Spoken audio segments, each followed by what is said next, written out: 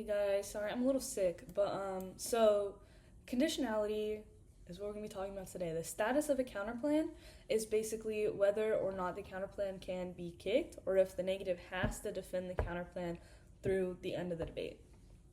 A unconditional counterplan is a counterplan that the negative has to go for, has to keep in the debate no matter what. A conditional counterplan is one that they can kick for whatever reason they want.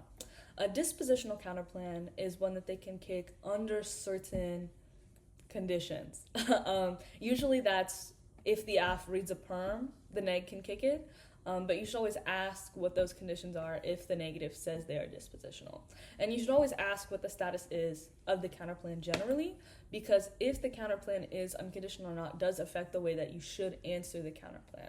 Unlike with a disadvantage, if the neg wants to kick a counterplan, they don't have to resolve any offense. So if they're conditional and you read 20 answers against them and you're just totally overwhelming them on the counterplan, they can kick the counterplan and not have to resolve any of that, which is why, when they are conditional, you want to prioritize arguments that they will have to answer regardless of if they go for the counterplan or not. So if it's like, if the net benefits of the counterplan is avoiding a disad, you might want to spend more time on the disad than on the counterplan.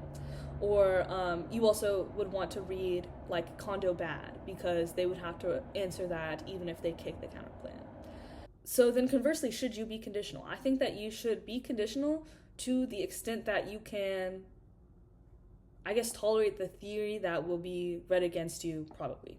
So if you have a judge who does not like conditional advocacies for some reason, whether that's conditional counterplans, maybe they don't like condo case, maybe they don't like multi-condo, you probably shouldn't do whatever it is that your judge doesn't like.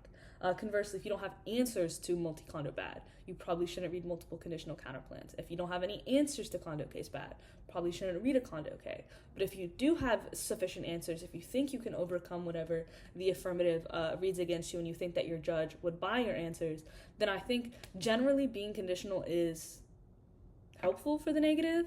It definitely gives you a lot more strategic options.